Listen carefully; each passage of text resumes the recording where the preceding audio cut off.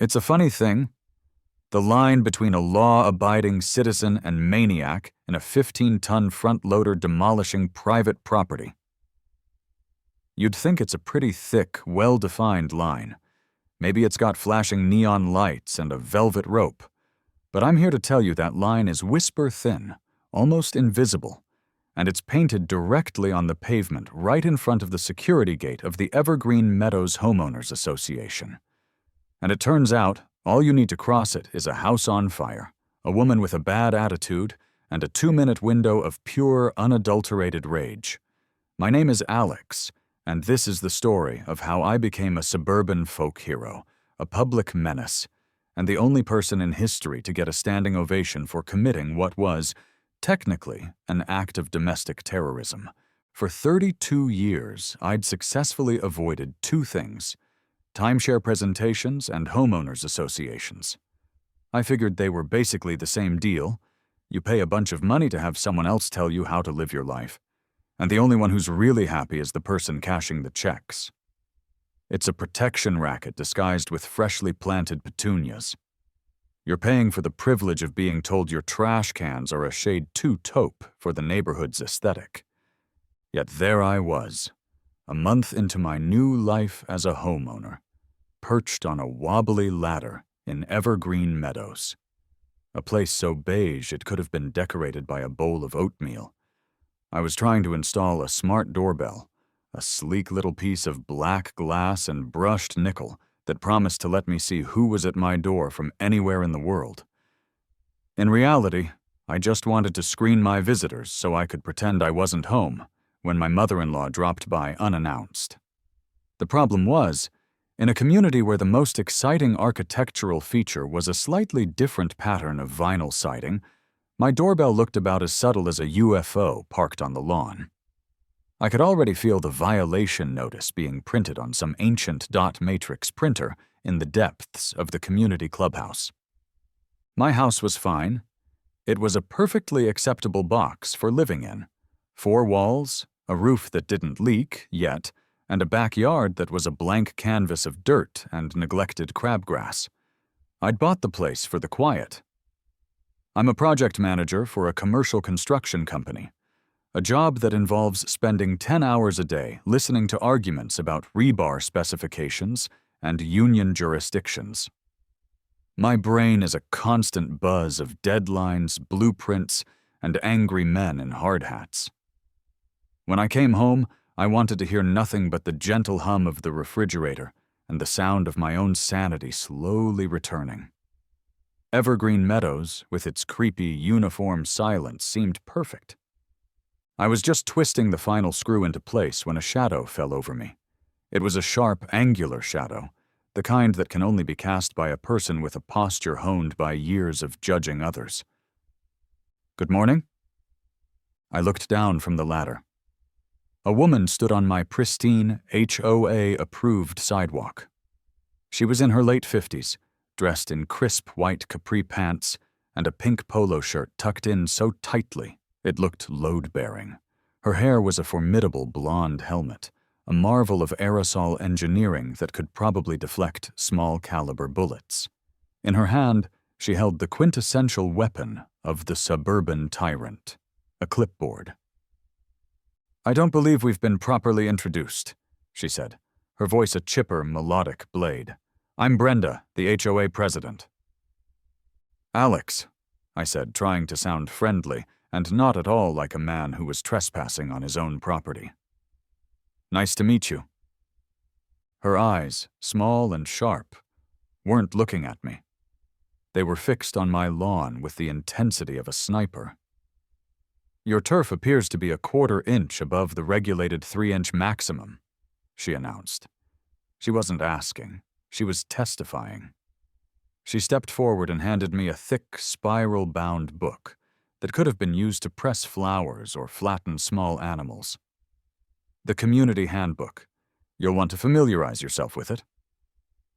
Tucked inside the front cover was a slip of paper. A courtesy warning. For the grass. I blinked. "The grass? I just mowed it 2 days ago. Does it grow faster here? Is the soil radioactive? Should I be wearing lead pants?" The joke didn't land. It crashed and burned on the launch pad, leaving a crater of awkward silence. Brenda's smile didn't waver, but it became thinner, sharper. "We pride ourselves on a uniform and manicured appearance, Alex. It's what maintains our property values." Her gaze then drifted up, past my face, to the new doorbell. The smile vanished entirely. "And what is that?" "A doorbell," I said. "I can see that," she snapped, her chipper tone gone. "Any and all exterior modifications, including but not limited to electronic entryway notification systems, must be submitted in writing and approved by the Architectural Review Committee." "The what now?" "The ARC," she said, as if it were obvious. "They meet on the third Tuesday of every other month. You'll need to submit Form 117B, Request for Technological Upgrade, in triplicate. The next meeting is in 6 weeks. I looked at the doorbell, then back at her. "It's a doorbell. It rings. It doesn't summon demons or connect to the Russian space station. I think we'll be okay." "That will be a $50 fine, then," she said, already scribbling on her clipboard. "And I'll expect a removal of the unapproved device by 5 p.m. today." She gave a tight, satisfied nod, turned on her sensible Skechers, and marched away, leaving me on the ladder with a useless doorbell, a fine, and a 3-inch thick book of soul-crushing rules. My dream of peace and quiet was already turning into a nightmare of bureaucratic torment. But the doorbell was just the opening skirmish. The real war was about to begin in my backyard. A few days later, my backyard was a scene of beautiful, controlled destruction. This was my one big project, the thing I'd been saving for. I was putting in a stone patio, a big cedar pergola, and a full outdoor kitchen with a built-in grill and a concrete countertop. It was my magnum opus of domesticity, my monument to overpriced burgers and craft beer. My contractor, Dave, stood in the middle of the churned-up dirt, looking at the mountain of HOA paperwork I'd handed him. Dave was a big guy, built like a vending machine, with a magnificent beard that seemed to contain its own ecosystem. He looked at the HOA handbook with the amused expression of a biologist examining a particularly weird insect. "Hoo boy," he chuckled, flipping a page. His laugh was a low rumble. "This is a special one. All decorative rock must be of a pre-approved riverstone variety, no larger than 1.5 inches in diameter." "You got yourself a live one, Alex. A real grade A clipboard-wielding dragon." "Tell me about it," I groaned. "She's already fined me for my grass, my doorbell, and I think yesterday she was eyeing my mailbox with malicious intent."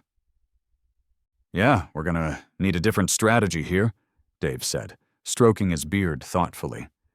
"Direct assault is a no-go. We need subterfuge." "Subterfuge? Dave? We're building a patio, not staging a coup." "Same difference when you're dealing with one of these," he said, tapping the handbook. "Here's the plan. We distract the dragon with shiny things. We'll submit the paperwork for the patio pavers, the right pavers, from their pre-approved list of 3 beige-colored options. We'll make a big show of it. While she's out here with a ruler measuring our grout lines, my guys will be bringing in the real equipment around back through that side easement. She'll be so busy checking our mulch depth for compliance she'll never even notice the 30,000-pound front loader." I must have looked horrified, because he clapped me on the shoulder. "Relax. I've been doing this for 20 years. I speak fluent HOA. It's a delicate dance of smiling, nodding, and then doing whatever the hell you were going to do in the first place." The next morning, the front loader arrived. It came on a massive flatbed truck that groaned under its weight. The driver expertly maneuvered it off the truck and parked it at the far edge of my property, tucked behind a cluster of pine trees, its massive yellow bucket gleaming in the sun. It was an absolute beast, a titan of industry sitting in the middle of this manicured suburban terrarium. It felt like parking a T-Rex in a petting zoo. I looked at it with a mix of awe and a deep, churning dread. This was either the best idea Dave ever had, or the one that would get me exiled from civilization. That night, to celebrate the official start of construction, I decided to grill a steak. My one indulgence before the backyard became a full-blown construction zone. My grill was an old, rusty char-broil I'd had since college. It had followed me through 3 apartments and had the structural integrity of wet cardboard, but it held a lot of memories, most of them involving undercooked chicken and singed eyebrows. The igniter, of course, was shot. It had been for years. I grabbed the long-necked utility lighter and held it to the burner, turning the propane on. There was a sickening whoosh, and a plume of orange flame erupted from the side, engulfing my hand for a brief, terrifying second. I yelped and dropped the lighter, stumbling back. The flame died down as quickly as it had appeared, leaving behind the smell of burnt hair and failure. "Note to self," I muttered, clutching my hand. "Buy a new grill, a grill that doesn't actively try to flambe its owner." I added it to the mental list, right under figure out how to soundproof my entire property from the fun police and start a petition to have Brenda's clipboard declared a public nuisance. I eventually got the thing lit, cooked my steak, and forgot all about the near-death experience. It was a mistake I would come to regret, profoundly. The next week was a blur of noise, dirt, and paper. Dave's crew was a whirlwind of efficiency. The ground was graded, forms were set, and the patio began to take shape. And with every shovelful of dirt, Brenda's reign of terror escalated. She seemed to have abandoned all pretense of being a friendly neighborhood watchdog and had embraced her true calling as a full-time professional nuisance. The violation notices came in a daily blitz, delivered to my inbox with passive-aggressive subject lines. Urgent, violation of Community Sound Ordinance 42J. Apparently, the rhythmic thumping of hammers was disturbing her prize-winning poodle, Prince Flufferton III, during his designated afternoon nap time. She attached a photo of the poodle looking forlornly at the camera. Formal complaint, unauthorized soil hue. I swear to God, this one was real. She claimed the pile of topsoil Dave's crew had delivered was not in harmony with the natural earth tones of the community. She suggested we seek a soil provider with a more muted, less aggressive palette. My favorite, though, was the phone call. I was at my desk at work trying to decipher a plumbing schematic when my phone rang. It was Brenda. "Alex," she said, her voice dripping with contrived concern. "I have another report. Your contractors are whistling." I paused, waiting for the punchline. There wasn't one. "Whistling," I repeated deadpan. "Yes, it's a rather jaunty, unapproved tune. It's very distracting." I took a deep breath. "Brenda, you are calling me at my job to complain that the men building my patio are happy? It's about maintaining a serene and professional atmosphere, as outlined in Bylaw 74, Section C, Paragraph 12, she recited, a true believer quoting her scripture. Unregulated cheerfulness can be very disruptive to the community's tranquility. I hung up the phone and stared into space for a full minute. I was trapped. The peaceful oasis I'd paid a premium for was actually a beige, joyless prison camp, and I was sharing a fence with its commandant. The pressure was building, a low, simmering resentment that was starting to feel a lot like a gas leak. All it needed was a spark. That spark came on a Tuesday night. It had been a particularly brutal day. My boss had spent the morning yelling about a shipment of defective trusses, and I'd come home to find a new notice from Brenda taped to my front door. This one was a fine for a grease stain of an unapproved size on my driveway, left by one of the contractor's trucks. The stain was roughly the size of a quarter. The fine was $75. I was exhausted, angry, and hungry. All I wanted was a burger. The backyard was still a war zone of tools and materials, but the old, traitorous grill was still sitting there, a rusty monument to my own procrastination. One last time, I told myself. Tomorrow, I swear, I'm buying a new one. I threw a couple of frozen patties on the grate and went inside to grab a beer and reply to Brenda's email with a level of sarcasm she was too dense to understand. I wrote a long, flowery message about how I would dispatch a team of forensic grease stain specialists to remediate the affected area immediately, and how I deeply regretted the emotional trauma this must have caused her and the entire community. I hit send, feeling a petty sense of satisfaction. That's when I heard it. It wasn't a loud noise.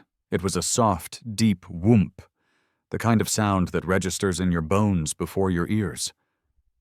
A flicker of orange light danced in the reflection of the kitchen window. My blood went cold. I dropped my phone and ran to the back door. The world outside had turned into a scene from a disaster movie. The old grill was a raging inferno. The propane tank, or maybe the hose, had clearly given up the ghost in the most spectacular way possible. Flames, thick and greasy, were shooting 10 feet into the air, and they had already found the dry, wooden siding of my house. The beige vinyl was melting and blackening, curling away like burning paper to expose the wood beneath. My brain went into full-blown panic mode. It's funny what you focus on. Not the flames eating my new house, not the potential of losing everything I'd just spent my life savings on. No, my first coherent thought was, Brenda is going to have an absolute field day with this. Unauthorized pyrotechnic display, I could hear her saying. Fine, $1 million. The smoke alarm inside the house shrieked to life, a piercing, relentless scream. It jolted me into action. First things first, get out. My dog, Buster, a terminally lazy golden retriever who could sleep through an earthquake, was looking at me from his bed, blinking slowly, as if mildly annoyed by the interruption. I grabbed his collar and hauled him towards the front door, pushing him out onto the lawn. "Stay!" I yelled, probably unnecessarily, as his immediate instinct was to lie down in the grass and watch the pretty lights. I fumbled for my phone, my hands shaking so badly I could barely unlock it. 911. The dispatcher's voice was calm, a steady anchor in my swirling vortex of panic. 911, what's your emergency? Fire! My house is on fire! I gasped, rattling off my address. The grill exploded and the back of the house is on fire. I stood on my front lawn, a helpless spectator at my own catastrophe. The smoke was billowing now, thick and black, pouring from the back of the house and starting to curl over the roof. I could hear the sickening crackle and pop of burning wood. Then, a new sound cut through the chaos. Sirens. Glorious, beautiful, life-saving sirens. A wave of relief so powerful it almost buckled my knees washed over me. I saw the flashing lights, red and white, strobing against the trees at the end of the street. A massive fire engine, a beautiful red beast, turned onto our road. It was coming. Help was coming.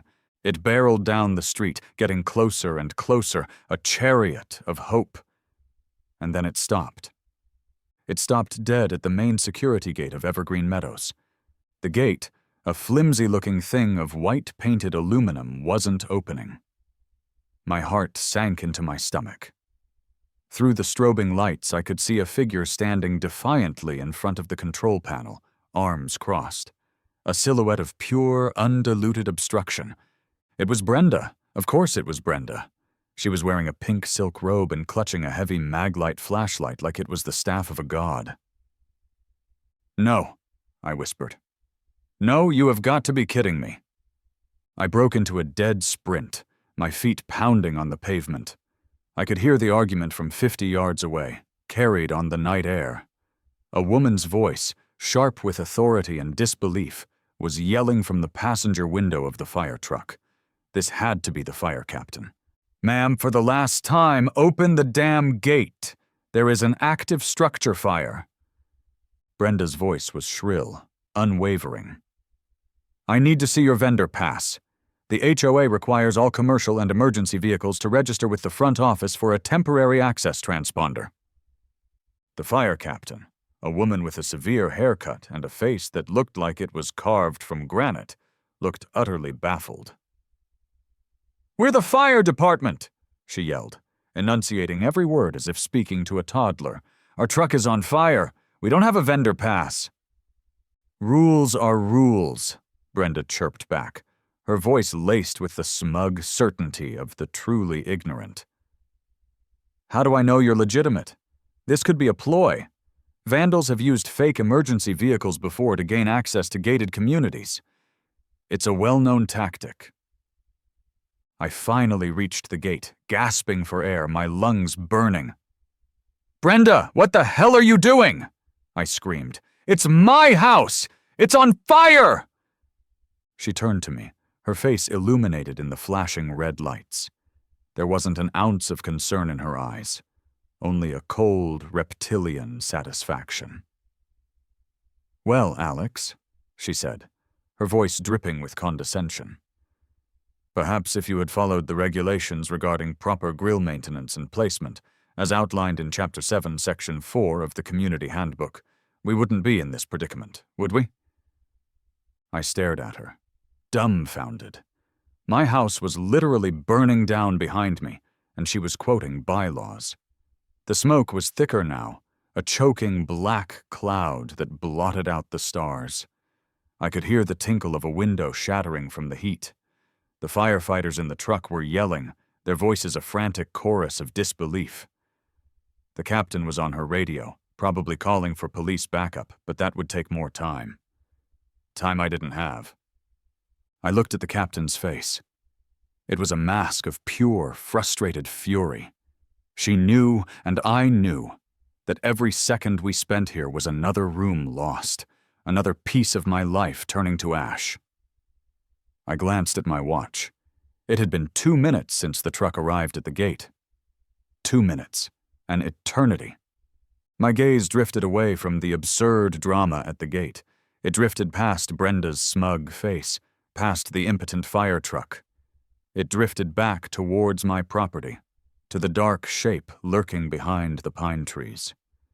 The front loader. It sat there silently in the moonlight. A 15-ton Chekhov's gun. A beautiful, ridiculous, and suddenly absolutely necessary idea bloomed in my mind, fully formed and glorious in its simplicity. They say in a crisis, your fight-or-flight instinct kicks in. My brain apparently had a third, previously undiscovered option: heavy machinery. I didn't say a word.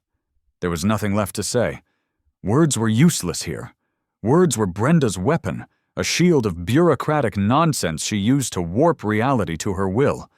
My reality was on fire, and I needed a blunter instrument. I turned and sprinted. "Kid, where are you going?" I heard the fire captain yell from the truck, her voice a mix of confusion and alarm. Brenda just smirked, a cruel little twist of her lips. She thought I was running away, defeated. She thought she'd won. She had no idea what was coming. My feet ate up the pavement, carrying me back toward my house, past Buster, who was now sitting up and watching the proceedings with mild interest. I didn't stop at the house. I veered right, onto the grass, my shoes sinking into the soft turf as I ran towards the cluster of pines. And there it was, the big yellow beast, my savior, my chariot of vengeance. The cab door was unlocked. I hauled myself up the metal steps and slid into the pilot's seat. The air inside smelled of diesel and stale coffee. And there, sitting in a little magnetic tray on the dashboard, were the keys. Thank you, Dave, for your one glorious lapse in operational security. I wasn't a heavy equipment operator, but my job meant I'd been around these things my whole life. I knew the basics. I jammed the key into the ignition and twisted. The diesel engine coughed once, twice, and then roared to life with a ground-shaking rumble that vibrated through my entire body. I flipped on the headlights. Two massive beams cut through the night, illuminating the chaos in front of me. I grabbed the joystick that controlled the bucket and lifted it a few feet off the ground. I pushed the gear selector forward. With a lurch, the 30,000-pound machine rolled forward, crushing the manicured lawn beneath its enormous tires. I didn't care. The fine for tire tracks in the grass seemed somewhat trivial at the moment. I pulled out onto the street. The scene that unfolded in my high-beam-lit, panoramic windshield was pure, chaotic gold. Everyone at the gate turned to look at the new sound, their argument cut short by the earth-shaking roar of my engine. I saw the fire captain's jaw drop. I saw Brenda's smug expression melt away, replaced by a comical mask of wide-eyed, uncomprehending horror. She finally realized what was happening. Her mouth opened, and she let out a thin, reedy shriek that was swallowed by the engine's roar. She scrambled backwards, tripping over her own feet and diving out of the way just as I reached the gate. There was no finesse. There was no hesitation. I pushed the accelerator to the floor. The front loader's massive steel bucket met the flimsy aluminum gate with a sound that I will cherish for the rest of my days. It was a deafening, soul-satisfying symphony of destruction.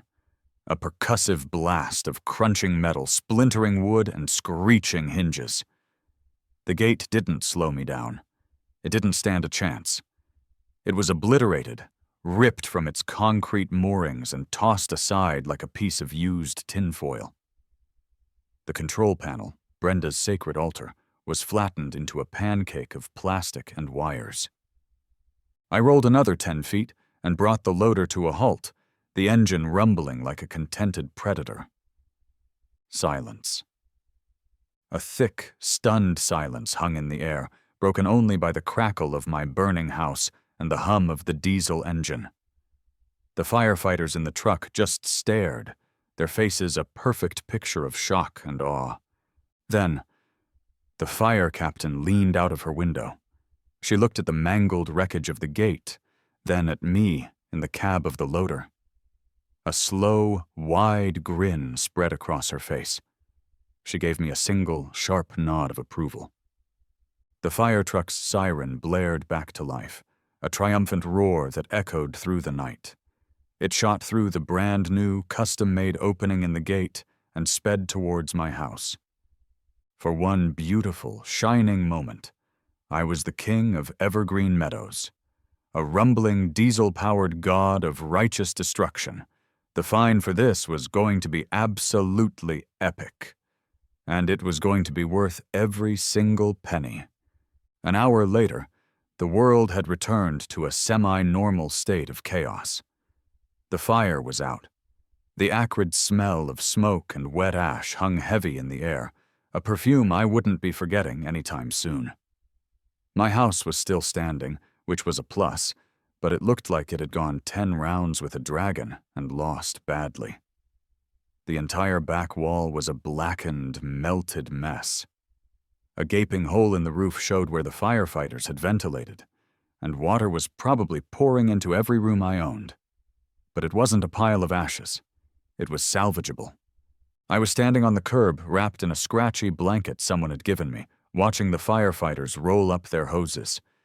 The fire captain, whose name I learned was Eva Rostova, walked over and clapped me on the shoulder. Her face was smudged with soot, but her grin was still intact. "You saved your house, kid," she said, her voice a gravelly mix of exhaustion and amusement. "That 2-minute delay, another 2, and this would have been a total loss. What you did," she continued, poking me in the chest, "was reckless, monumentally stupid, and almost certainly a felony. It was also the best piece of civilian improvisation I have ever seen in my entire career. Don't ever do it again." Wasn't planning on making it a habit, I said, my voice hoarse. Just then, 2 police cars, their lights flashing but sirens off, pulled up to the scene.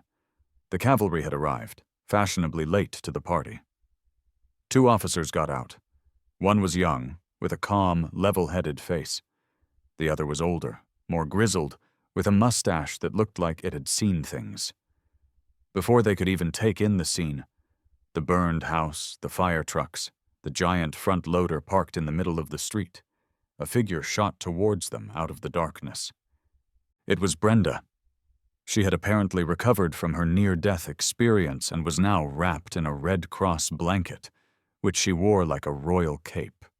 Her hair was slightly deflated on one side, but her righteous fury was at full mast. "Officers! Thank God you're here!" she shrieked, pointing a trembling finger at me. "Arrest that man! He tried to kill me.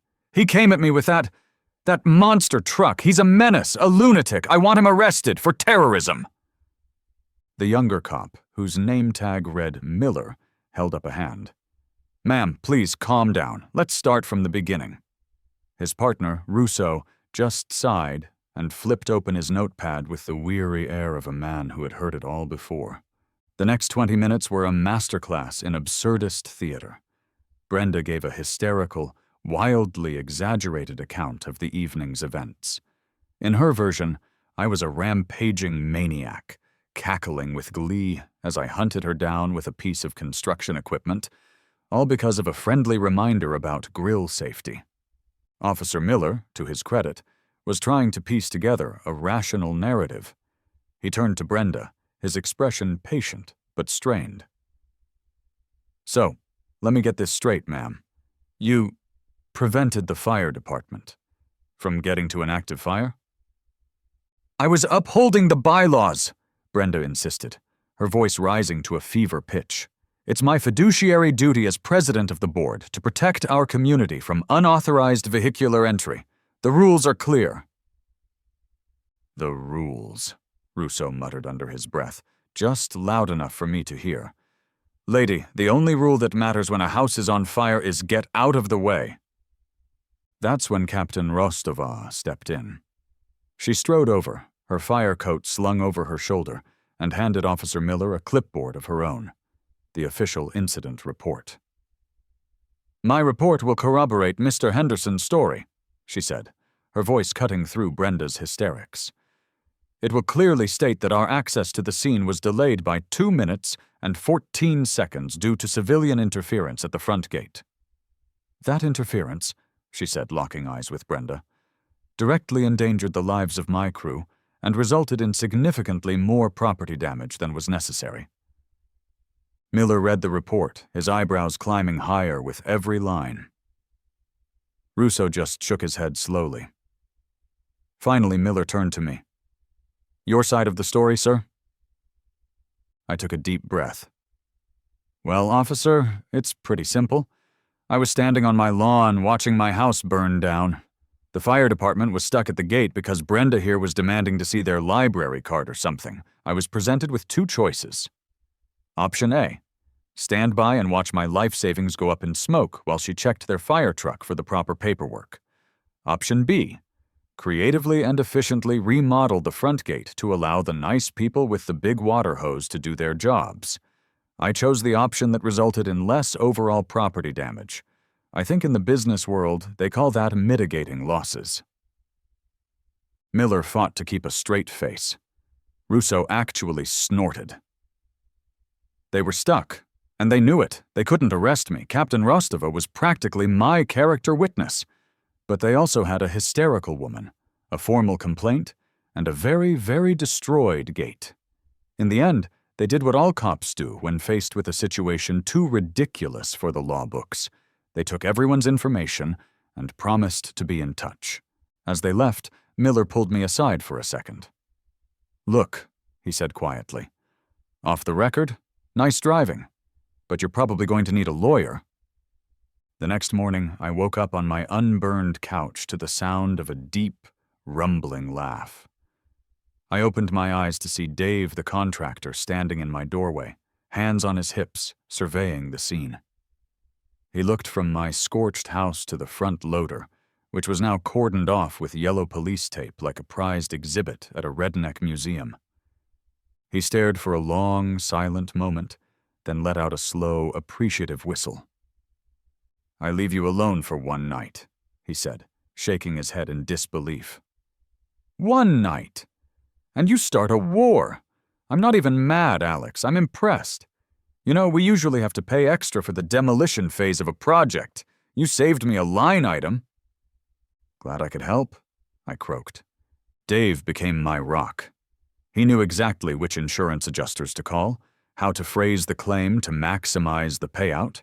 He suggested listing the grill fire under unforeseen thermal event, and he promised his crew would handle the repairs at cost. "Consider it a professional courtesy," he said with a wink, "for services rendered to the community." It turned out he wasn't the only one who felt that way. The story had spread through Evergreen Meadows like wildfire. A poor choice of words, perhaps, but accurate.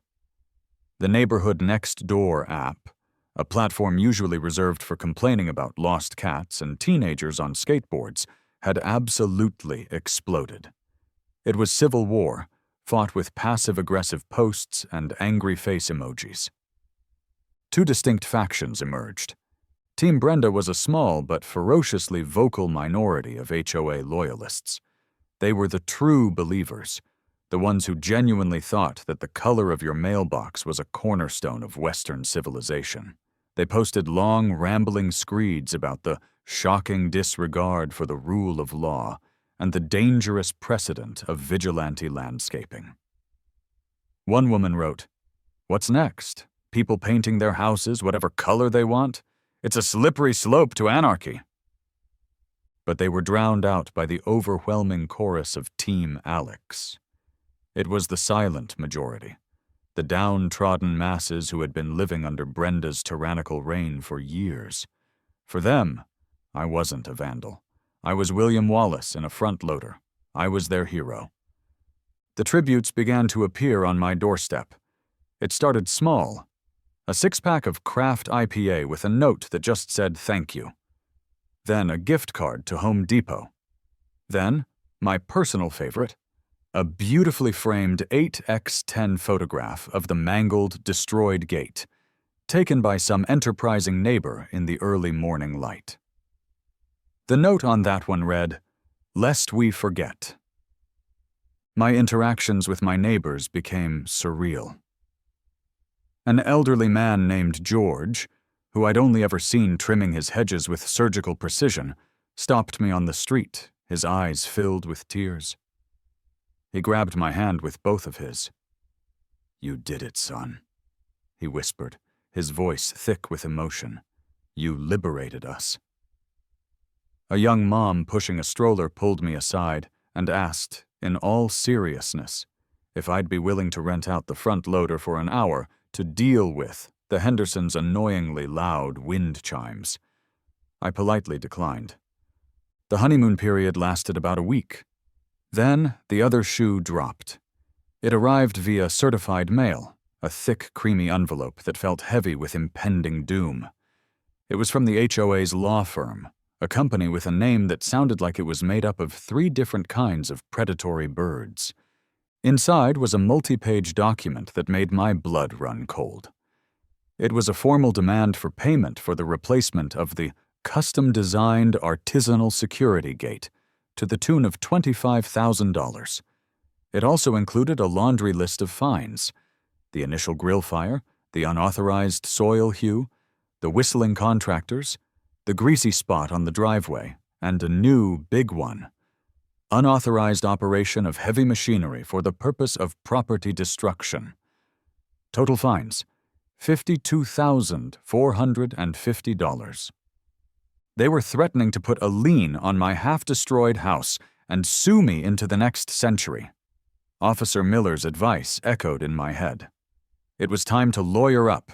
I found a young, hungry lawyer named Ben, who worked out of a small office above a taqueria. He had an ad on a bus bench that read, "In a jam, call Ben."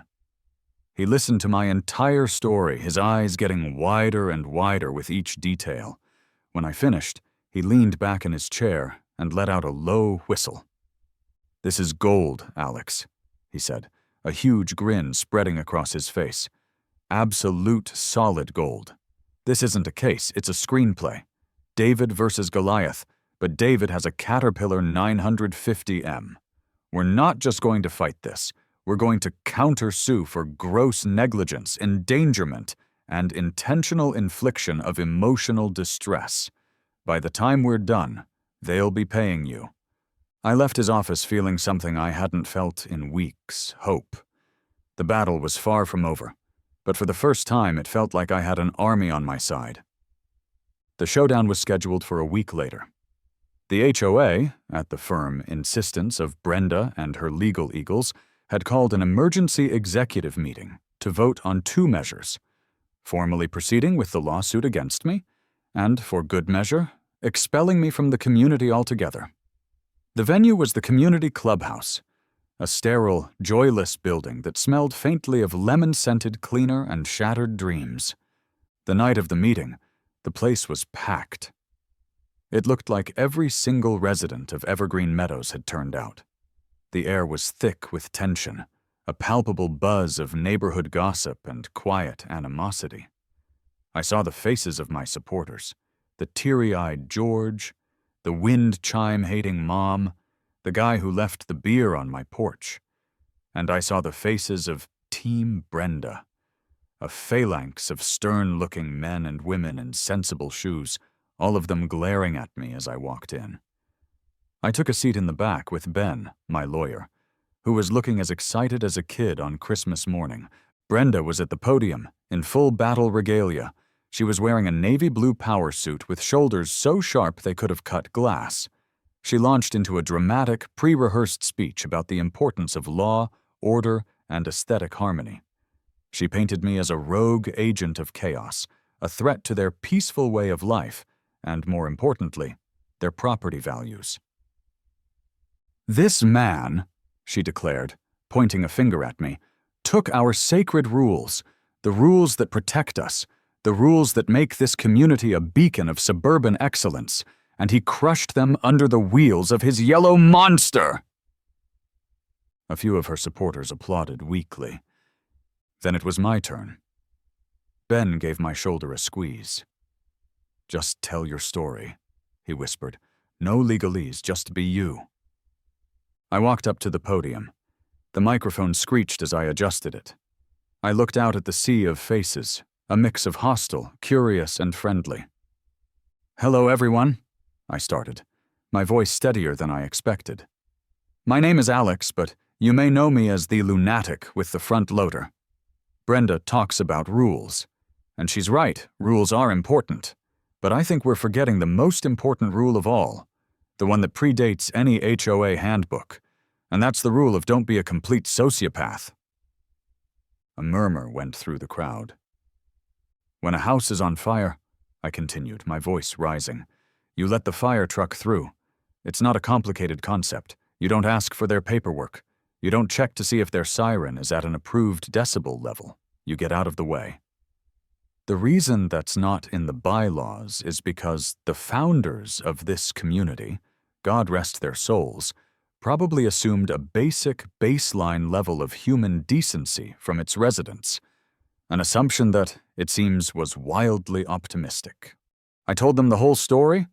I told them about the fine for the grass, the complaint about the whistling, the demand to see a vendor pass while my roof was collapsing. I was sarcastic.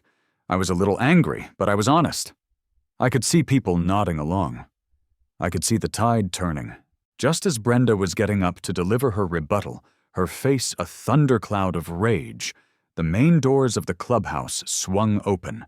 Every head turned. Standing in the doorway, in her full immaculate dress uniform, was Fire Captain Eva Rostova. A hush fell over the room. She had been invited by George, my elderly liberator, who had apparently called the fire station and asked to speak to her directly. She strode down the center aisle, her boots clicking on the linoleum floor. and stopped beside me at the podium. "I was told there was a meeting about the fire at 312 Willow Creek Lane," she said, her voice commanding the attention of everyone in the room. I thought I might be able to provide some professional context. The new, terrified-looking interim HOA board president squeaked his approval. Captain Rostova's testimony was blistering. It was a cold, factual, and utterly devastating takedown of Brenda's entire argument. She explained, with clinical precision, how fire spreads. She described how the 2-minute and 14-second delay allowed the fire to move from the exterior wall into the attic. She concluded by saying that in her 20 years as a firefighter, she had never, ever witnessed such a dangerous and selfishly willful obstruction of an emergency response. Mr. Henderson's actions were unorthodox, she said, her eyes scanning the crowd. But let me be perfectly clear. Had he not taken those actions, his home would have been a total loss. And if the wind had been blowing differently that night, we could have been looking at 2 or 3 homes lost. The person who endangered this community was not the man in the front loader. It was the woman who stood in front of the gate. She finished, and you could have heard a pin drop. She had sucked all the air out of the room, leaving Brenda's arguments in tatters. Brenda just stood there, speechless, her face pale. The vote to sue me failed. It wasn't even close, but it didn't stop there. George, the elderly man, stood up, his voice trembling but clear. "I'd like to make a new motion," he announced. "I move for a vote of no confidence in Brenda as president of this homeowners association." The room erupted. The motion was seconded by a dozen voices at once. The vote was a landslide. Brenda was stripped of her title, her power, her clipboard, everything.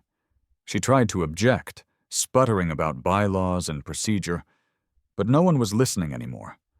Her reign was over. She grabbed her purse and stormed out of the clubhouse, slamming the door behind her. A spontaneous cheer went up. The lawsuit was dropped. The HOA's insurance miraculously covered the gate replacement. And I became a legend. A few months later, I was standing in my backyard. It was transformed. The house was repaired. The new siding a tasteful and HOA-approved gray. My new patio was magnificent, a beautiful expanse of stone. And at its center was my pride and joy, a gleaming stainless steel, top-of-the-line grill that had so many safety features it probably could have performed its own fire suppression. Dave and his crew were there, along with Ben, the lawyer, and a few of my new neighborhood friends. We were having a celebratory barbecue. I was flipping burgers, a beer in my hand, with Buster the dog sleeping peacefully at my feet. My phone buzzed in my pocket. It was an email from the new HOA president, a reasonable woman named Sarah, who I'd actually had a pleasant conversation with. The subject line read, "Friendly reminder." My heart skipped a beat, old trauma dying hard. I opened it. "Hey, Alex, just a heads up. The annual neighborhood block party is this Saturday. You're on grill duty. Don't burn the place down." I smiled. A real, genuine smile. I looked out over my peaceful, quiet, and now thankfully sane neighborhood. The new gate was a simple, sensible barrier that opened automatically for emergency vehicles. Life was good. So, what's the lesson in all of this? I'm not sure. Maybe it's that you should always fight for your home. Maybe it's that some rules are meant to be broken, especially when they're stupid. Or maybe, just maybe, it's that there's no problem in life, no matter how big or beige or petty, that can't be solved with the creative application of 15 tons of yellow-painted steel. Yeah, let's go with that one.